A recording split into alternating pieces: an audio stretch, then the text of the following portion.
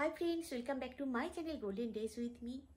দেখতেই পাচ্ছেন রাত্রিবেলা, রাত্রিবেলা অনেকটাই রাত্রি হয়ে গেছে। তো রান্নার জোগাড় করে ফেলেছি, রান্না করতে হবে। মাছ কিচ্ছু নেই, বাইরে থেকে 2-4 দিন একটু আনি টুকটাক খাচ্ছিলাম। চিকেনটা তো আনিয়ে নিচ্ছিলাম ছেলের জন্য, আমরা টুকটাক কিছু একটা করে খাচ্ছিলাম। আমার সময়ও হয়ে উঠতে পারছে না, আর আমাকে দেখে বুঝতে পারছেন যে আমি সে প্রচুর কিছু যেমন করে ফেলতাম সেটা করতে পারছি না। তো আজকে বার করেছি ইলিশ মাছ, 2টো ইলিশ মাছ আনিয়েছিলাম কদিন আগে। তো সেই 2টো ইলিশ মাছ আর বাগদা চিংড়ি পেয়েছিলাম কিছুদিন আগেই, সেটা এত কিনে এনেছিলাম, একটা করে বক্স বার করছি আর রান্না করছি। তো আজকে আবার একটা ছোট্ট বক্স বার করেছি, তাতে বেশ অনেকটাই, ছোট বক্সে চেপে চিংড়ি মাছ অনেকটা থাকে, তো বেরিয়ে গেছে। তো আজকে জোড়া ইলিশের 3টে মাথা বানাবো, আর ইলিশ মাছ বার করে নিয়েছি, আর এদিকে ভাত বসিয়ে দিয়েছি। ব্যাস ফটাফট রান্না করে নেবো। ইলিশ মাছটা তেল ঝাল বানাবো, আর চিংড়ি মাছটা একটু পেঁয়াজ দিয়ে কিছু একটা রান্না করব, কোনো প্ল্যান নেই, শুধু করবো ভাবছি। আর এদিকে উচ্ছে ভাজা আছে, আলু ভাজা আছে, বাঁধাকপির তরকারি আছে, কারণ আমার ভেজগুলো তো ম্যাক্সিমাম কাজের লোক করে দিয়ে যায়, মানে আমার রাঁধুনি করে দিয়ে যায়, সেগুলো সব আছে, শুধু মাছটা করে নেব। আজকে মাছ করলে পারে মোটামুটি 2 দিন কেটে যাবে, এই মাছটা হয়ে যাবে। আর ফ্রিজে কিছুটা চিকেনও আছে, ছেলে হয়তো যদি ইলিশ মাছ না খায়, ওকে চিকেনটা বার করে দেবো, চিংড়ি মাছটা ও খায়।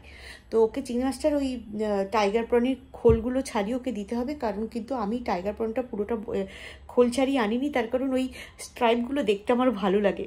তো এখানে তো বাগদা চিংড়ি পাওয়া যায় না, চলুন চটপট করে রান্না করে নিই, আর আপনাদের দিকে একটু করে শেয়ার করি। তো এই হলো টাইগার প্রন, যার গায়ে ডোরা কাটা বাঘের মতো দাগ। এই বাগদা চিংড়ি খুব রেয়ার পাওয়া যায়, তাই এটা পেয়ে যে কী আনন্দ কী বলবো। আর সেই জোড়া ইলিশ আবার কিনেছি, সেই জোড়া ইলিশ বেঁচে গেছে। এই একটা বক্সের মধ্যে এই পিসগুলো আর 3টে মাথা রেখেছিলাম, তো সেগুলো আজকে রান্না করব। আর এই বাগদা চিংড়ি অনেক দিন আগেই কিনেছিলাম। তো চলুন নুন হলুদ মাখিয়ে দিই। মাছে নুন হলুদটা মাছের অনেকটা স্বাদ বাড়ায়, প্রপারলি নুন হলুদ মেশাতে হয়। তো এটা হচ্ছে একদম, মানে মানুষ যদি নুন হলুদ ঠিকঠাক না মেশাতে পারে, তাহলে মাছের স্বাদ আসে না। ভাজার সময় এটা মিশিয়ে নিতে হয়। এটা হচ্ছে মশলা গুলে নিচ্ছি, আপনারা তো জানেন যে আমি আগে থেকে মশলা জলে গুলে রেখে তারপরে রান্না করি, তাহলে একটা বাটা মশলার স্বাদ পাওয়া যায়। তো চলুন ভালো করে মাখিয়ে নিই। একটা মাছ নিয়ে আমি মাখাই ঝাঁকি, আর এই দেখুন হাতে পুড়ে গেছিলো না, তার দাগটা অনেকটা মিটে এসেছে। পোড়ার ফোসকাটা অনেকটাই ভালো হয়ে গেছে, দাগটা অনেক দিন ধরে আছে। তো আমি যেদিনই কিছু করতে যাচ্ছি, আমার হাতে কিছু না কিছু একটা হচ্ছে, একটা হালকা করে বিপদ চলছে সব সময়। মনটাও ভালো নেই, শরীরটাও ভালো নেই, সব মিলে একটা বিচ্ছিরি সময় কাটছে। তার মধ্যেও এদিক ওদিক করে আনন্দ করে নেওয়ার চেষ্টা করছি, ভালো থাকার চেষ্টা সবসময় মানুষকে করতে হয়। তো এইভাবে দেখুন আমি সুন্দর করে দেখাচ্ছি নুন হলুদ কী করে মাখাতে হয়। এর আগে দেখিয়েছি অনেকবার। তো আমার এক বন্ধু রিকোয়েস্ট করেছিল, আমি বলেছিলাম ঠিক আছে, ব্লগের মাঝখানে নুন হলুদ দেখিয়ে দেবো, আলাদা করে নুন হলুদের ব্লগ তো আর বানাতে পারবো না। তো যাই হোক, মাছ ভাজার ফ্রাইং প্যানটা বসিয়ে দিলাম, আর কাঁচা লঙ্কাগুলো চিড়ে নিয়েছি। প্রথমেই তেলেতে চোঁ করে মাথাগুলো ভেজে নেব, তার কারণ একটু বেশি তেলে মাথাগুলো ভাজতে হবে। মাথা দিয়ে অন্য কিছু বানাবো না, মাছের ঝালেই মাথাগুলো দিয়ে দেবো। আর এই পেঁয়াজ কুচি করে নিলাম চিংড়ি মাছটার জন্যে। মাথাগুলো বারে এপিট ওপিট করে ভাজতে হবে, বেশ সময় লাগে। মাথা ভাজটা ভালো করে করতে হয়। তো এই কড়াটা বসিয়ে নিয়েছি, এই কড়াইতে চিংড়ি মাছগুলো প্রথমে ভেজে নেব। বাগদা চিংড়ি বেশি ভাজবো না, এপিট ওপিট করে হালকা করে একটু ভেজে নিয়ে তারপরে পেঁয়াজ দিয়ে একটা হালকা ঝোল করে নেব। তো আমি অনেক সময় ফুলকপি দিয়ে করি। জন্মদিনের দিন আমার হাজব্যান্ড ফুলকপি দিয়ে বানিয়ে দিয়েছিল বাগদা চিংড়ি, তো ফুলকপি দিয়ে খুব টেস্ট হয়, খুব টেস্ট।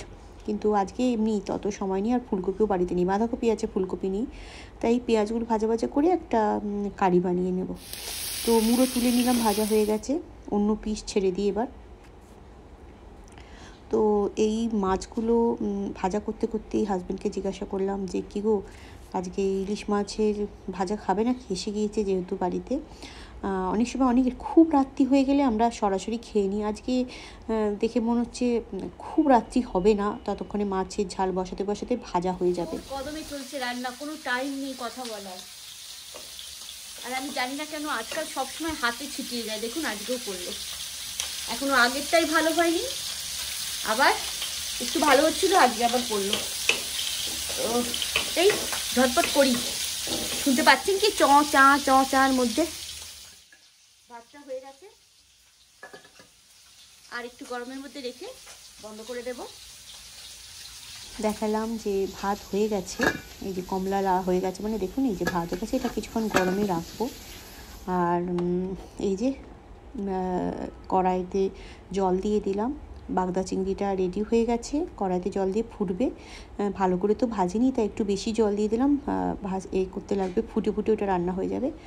আর সবাই বললো মাছ ভাজা খাবে, তো একটু কড়া করে ওই জন্য মাছটা ভেজে নেব। 3 পিস ভাজবো, 3 জন তো ব্যক্তি।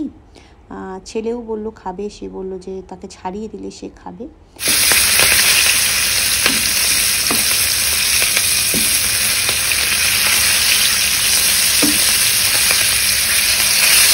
তো মোটামুটি মচমচ করে 2 পিস করে ভাজা হয়ে গেছে, তুলে নিলাম।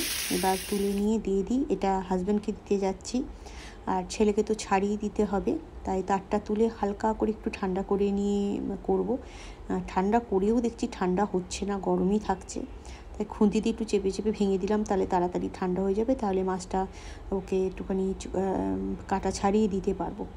তো ইলিশ মাছ খেতে ভালোবাসে কিন্তু কাঁটা ছাড়াতে পারে না, আর এই ইলিশ মাছের কাঁটা ছাড়িয়ে দেওয়াও খুব কষ্ট, সত্যি কথা বলতে কি। তো তাও চেষ্টা করলাম, এই যে কাঁটা ছাড়িয়ে এটা হলো, তোকে দিয়ে চলে আসি, আর আমি নিজেও খাবো। আর এদিকে ইলিশ মাছটা বসিয়ে দিলাম, তেল ঝালই করবো, সিম্পল তেল ঝাল হবে। চিংড়ি মাছটা হয়ে গেছে, এতক্ষণ ধরে বেশ সুন্দর মাখো মাখো একটা ঝোল বানিয়ে নিয়েছি চিংড়ি মাছটা। এবার এই মাছের ঝালটা বসিয়ে দিলে আজকে আমার রান্না শেষ। মশলাটা দেখুন সুন্দর করে ভাজা ভাজা গেছে, এই ফ্রাইং প্যানেতে রান্না করবো না, রান্নাটা এটাতে ভাজা করে নিয়ে জল ঢেলে একটা কড়াইতে করবো। তো এই যে জল ঢেলে নিলাম, দিয়ে এই যে কড়াইতে দিয়ে দিয়েছি, কড়াইতে টকবক করে ফুটছে, এবার এতে সব ছেড়ে দেবো। প্রথমে মাথাগুলো ছেড়ে দিই, কারণ মাথাগুলো একটু ডুবো জলেতে ভালো করে সেদ্ধ হওয়াটা দরকার, আর তারপরে উপরে আস্তে আস্তে পিসগুলো দিয়ে দেবো। তো এই হচ্ছে রান্না, আমি সাদা তেলই রান্না করছি, লাস্টে একটু সর্ষের তেল ছড়িয়ে দেবো হয়ে গেলে। তো হয়ে গেল মোটামুটি রান্না। দেখুন ইলিশ মাছগুলো আমি যতগুলো পিস করছিলাম তার 3 পিস তো খাওয়া হয়ে গেছে, বাকি 5 পিস আছে, আর 3টে মাথা আছে। তো আর এই চিংড়ি মাছ ইলিশ মাছ করে আমাদের 2 দিন মোটামুটি চলে যাবে। আর আমার কালকে তাহলে আর রান্না করতে হচ্ছে না মাছ, আবার পরশু দিন গিয়ে রান্না করবো, সে চিকেন হোক মাছ হোক যাই হোক। তো এই আজকে একটা একদম লম্বা ব্লগ আপনাদের সাথে অনেক দিন পর শেয়ার করলাম। দেখো মাছটা খুব সুন্দর খেতে হয়েছিল, সেটাও শেয়ার করলাম। ব্লগ বানিয়ে ফেললাম, রান্না ঝটপট করে, ভাত হয়ে গেল, ইলিশ মাছ হয়ে গেল, চিংড়ি মাছ হয়ে গেল, সবাই ইলিশ মাছ খেয়েও নিয়েছি, ঠোঁটে এখন ইলিশ মাছের তেল লেগে আছে। তো আজকের মতো আমি গিয়ে একটু ফ্যানেতে বসি, হাঁপিয়ে গেছি, আর আবার দেখা হবে নতুন ব্লগে। ভালো থাকবেন।